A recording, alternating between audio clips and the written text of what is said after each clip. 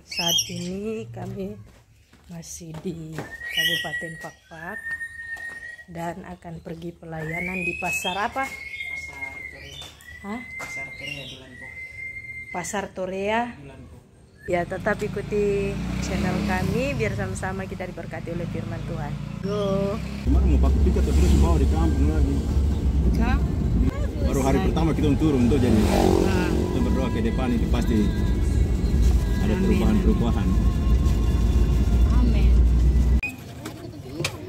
Oke, kita sudah sampai di pasar Torea atau biasa disebut Dulanpo. Nah, kita mau turunkan barang-barang dulu, ada alat musik, ada makanan yang akan dibagikan nanti sebentar. Bukan yang di luar doang. Ini pasar. Kita akan pelayanan di bagian dalam. Anak-anak yang rajin. Mari masuk. Kita masuk. Di sini banyak orang Papua yang juga Muslim. Banyak ya di Pakpak. Dan agama-agama lain. Jadi kita melayani semuanya.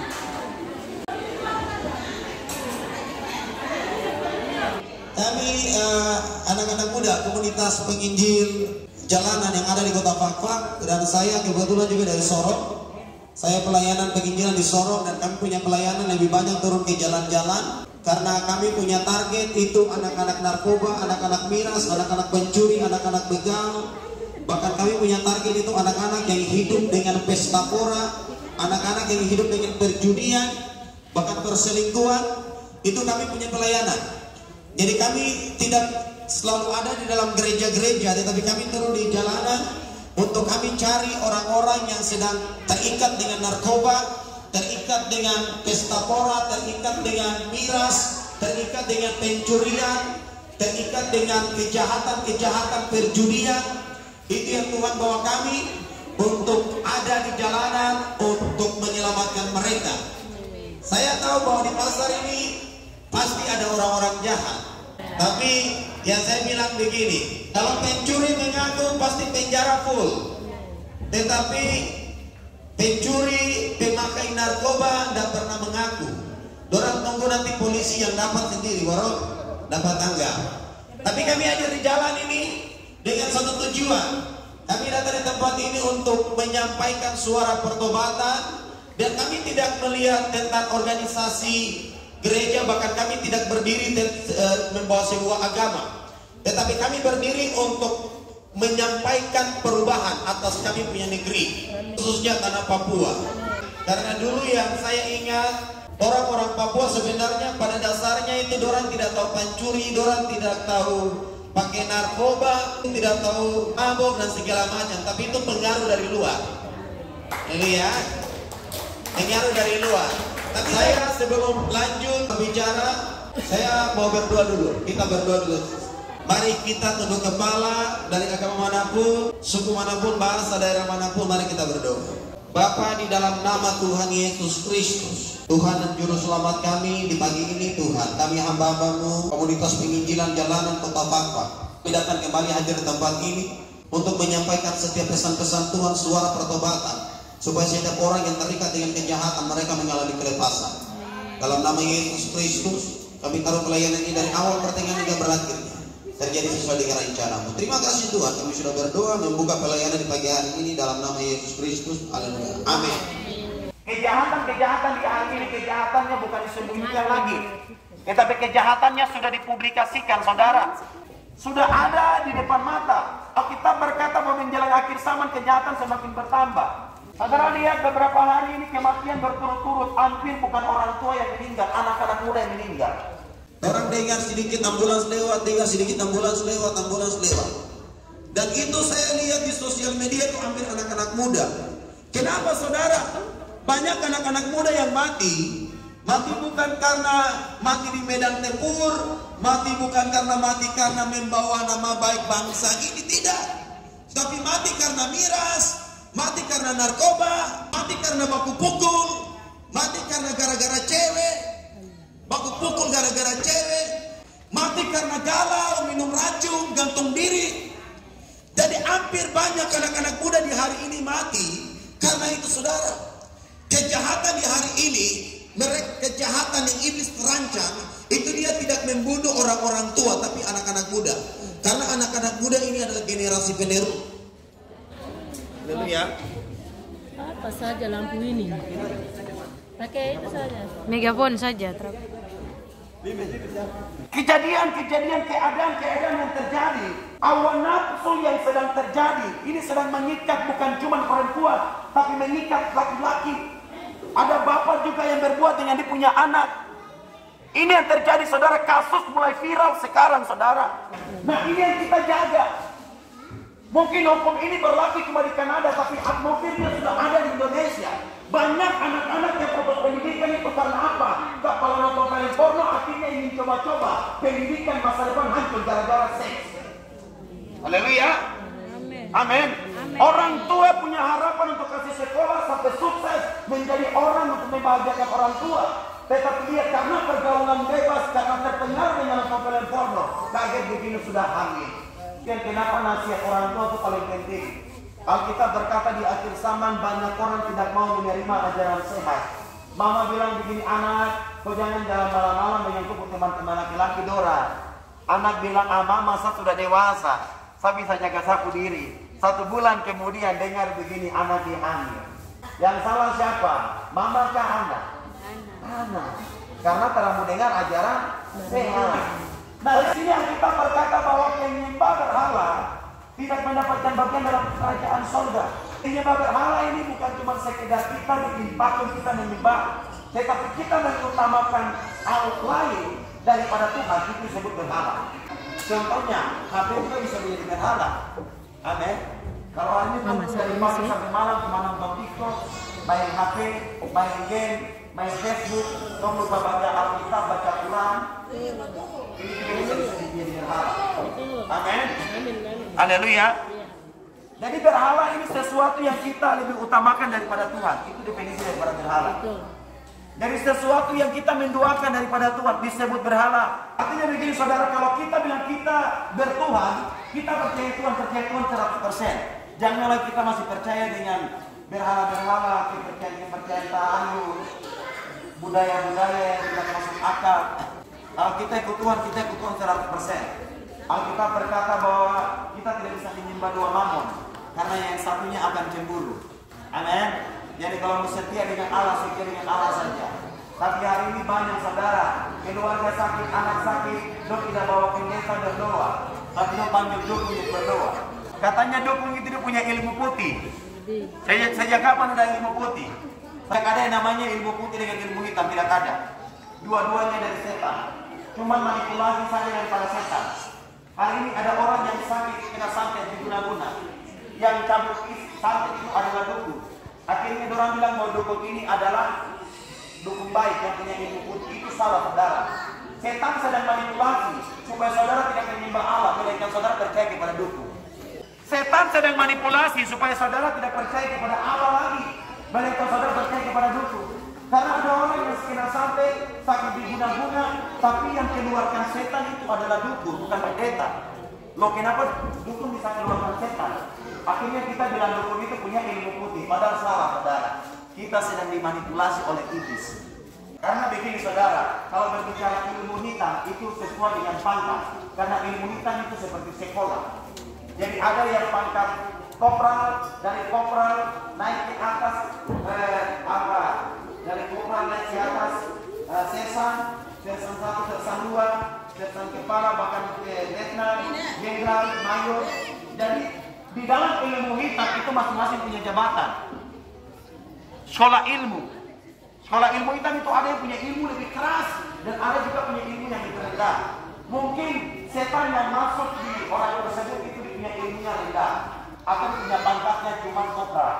Dukun yang datang itu dukun punya jabatan dandi. Dandi perintahkan kopral keluar, kopral dari sekolah. Amin. Kopral tetap dengar dan kerajaan setan tidak bisa saling dihancurkan.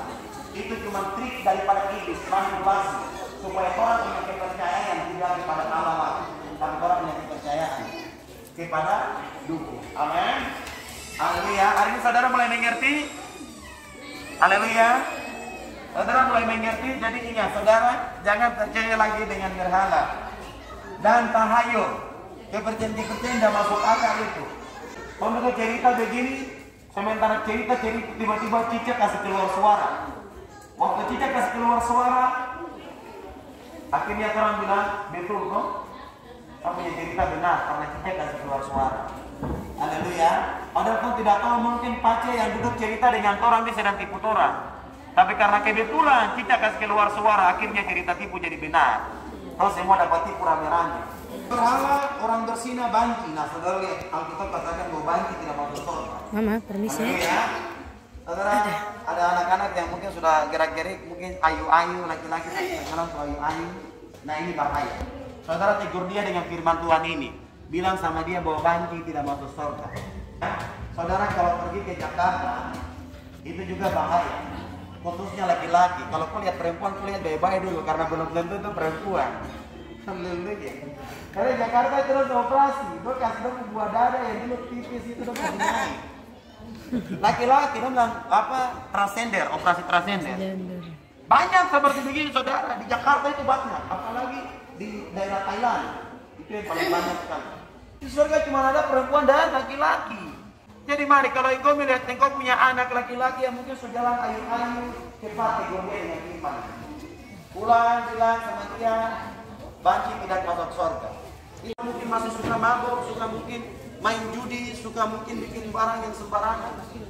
Mari saudara, siapapun saudara, mari.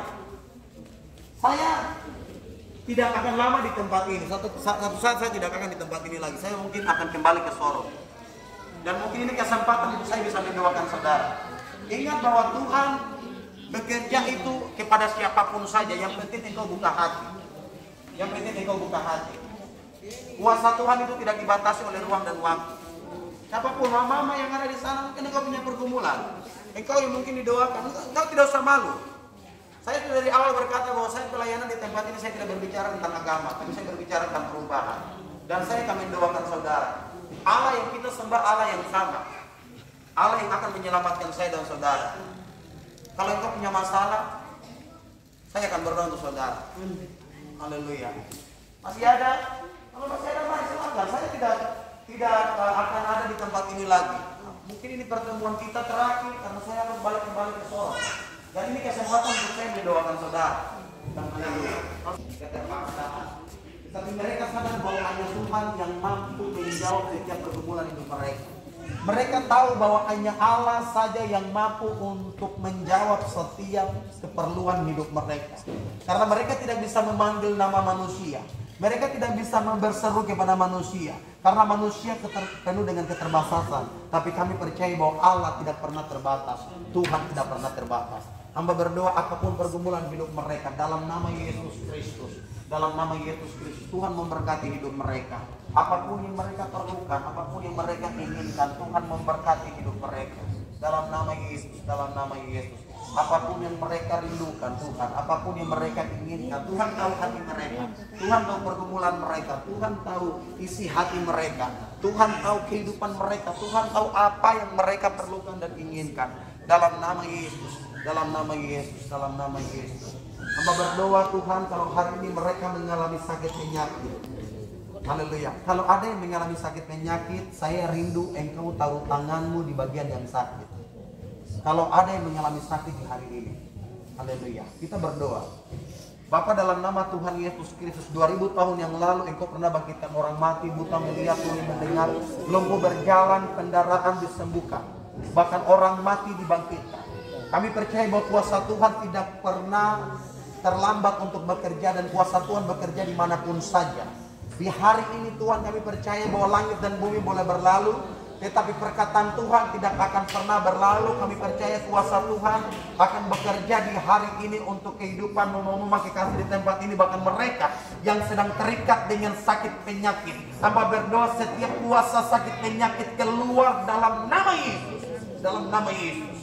Setiap kuasa penyakit keluar dalam nama Yesus. penyakit rematik, penyakit asam urat, penyakit lambung, penyakit asma, penyakit batuk, penyakit pusing, penyakit yang sakit di bagian kaki, tulang belakang, bahkan sakit dimanapun saja, bahkan kuman-kuman yang bersarang dalam hidup mereka. Hamba berdoa setiap puasa penyakit keluar dalam nama Yesus.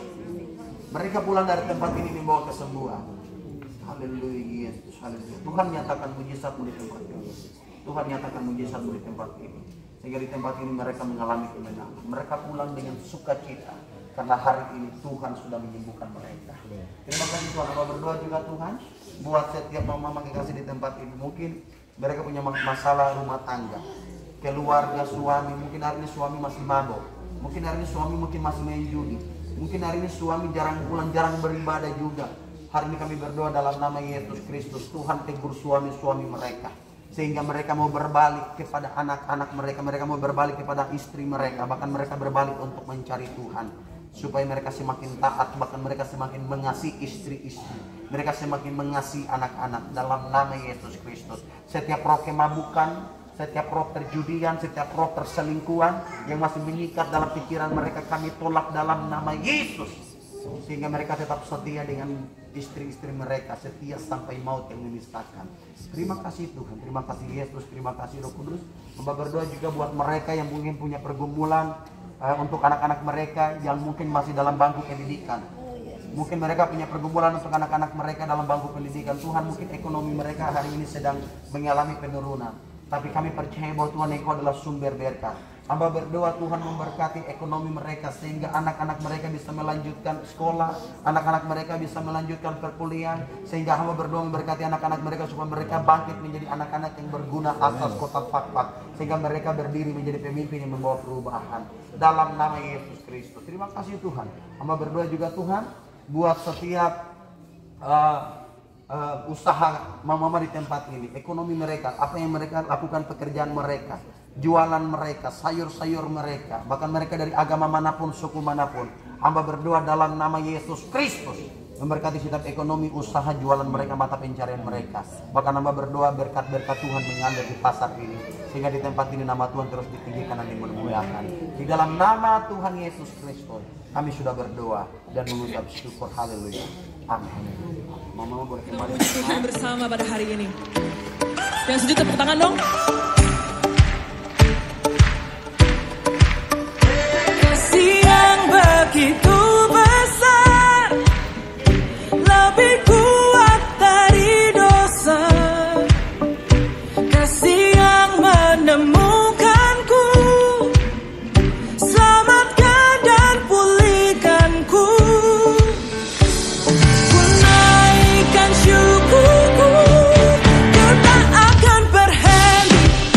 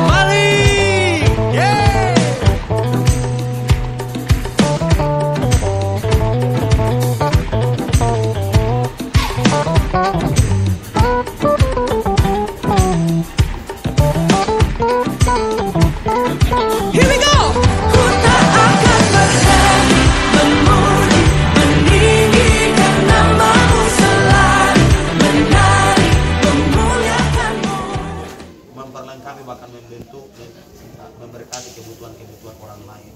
Dalam nama Yesus Kristus memberikan kekuatan stamina, kekuatan ekstra dalam hidupnya. Terus semakin dia berjalan, semakin dia beraktivitas, dia bekerja, ada kekuatan yang baru yang Tuhan berikan. Biarlah dia lakukan itu untuk kehormatan dan kemuliaan nama Tuhan. Bahkan dia lakukan itu supaya anak-anaknya diberkati, istri-istri diberkati, bahkan segala keluarga diberkati lewat pekerjaan daripada Bapa kasih, supaya banyak orang diberkati. Dalam nama Yesus Kristus diberkati, hasil taninya, tanahnya disuburkan dalam nama Yesus. Setiap apa yang dia tanam, setiap apa yang dia sanggup, apapun yang dia kerjakan diberkati oleh Tuhan. Sehingga hasil panen yang dia terima tidak akan hasil panen yang gagal, melainkan hasil panen yang berhasil. Dalam nama Yesus Kristus kita berdoa untuk bungkus dia dengan kuasa darah Yesus, bagai dia jauhkan dia dari setiap masalah, persoalan, sakit, penyakit, bencana, maut, bahkan orang-orang jahat, ilmu santet, sihir, perkataan, suami yang melalui dijauhkan. Dalam nama Yesus, sehingga hidupnya tetap dilindungi oleh Tuhan, sehingga dia terus menjadi berkat bagi keluarga. Dalam nama Yesus Kristus kami sudah berdoa dan mengucap syukur. Amin. Amin.